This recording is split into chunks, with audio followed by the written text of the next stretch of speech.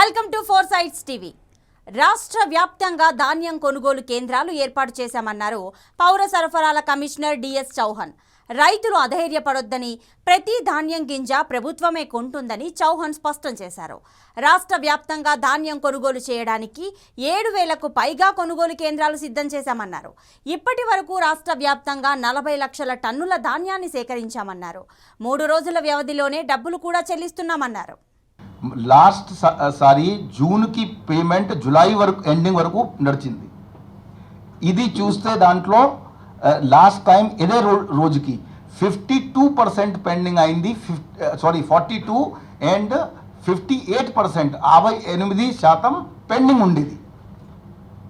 ఈసారి 3 రోజుల్లో పేమెంట్ కాకపోతే, యాక్చువల్గా 2 రోజులు చెప్తున్నాము, హాలిడేస్ వచ్చిన అందు గురించి 83 రైతులకి పేమెంట్ అయిపోయింది. ఇది చూస్తే మనం ఎలా పనిచేస్తున్నాము మీకు అర్థమవుతుంది.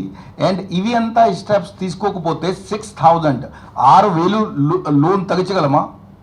గత 10 సంవత్సరాల నుంచి ఎక్కించిన లోన్ ఒక 3 monthsలో అసలు నిజం చెప్పాలంటే కొందరు నమ్మలేకపోతున్నారు ఎలా చేశారని.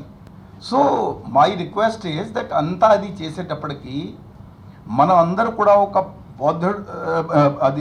ఒక బాధ్యత ఉన్నటువంటి పౌరుడుగా రైతులతో అండ్ వైట్ రేషన్ కార్డు వాళ్ళతో కొద్దిగా సహానుభూతి పరంగా, మరియు వాళ్ళకి అన్నదాతకి క్షేమం, వాళ్ళకి ఒక బెనిఫిట్, వారికి ఒక వెల్ఫేర్ దృష్టిలో పెట్టుకొని చేయాలా.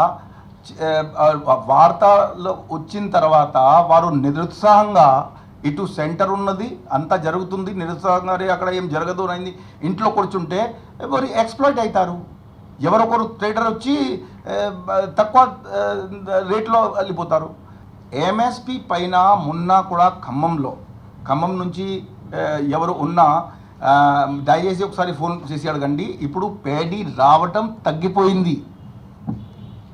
పేడీ ఎందుకంటే రేట్ పెరిగిపోయింది అంత పేడీ. సో ఎంఎస్పి, బికాజ్ మనము ఎంఎస్పి పైన కోరలేము, బట్ వీఆర్ హ్యాపీ దట్ 29,000 వరకు 2,900 వరకు రేట్ పోతుంది.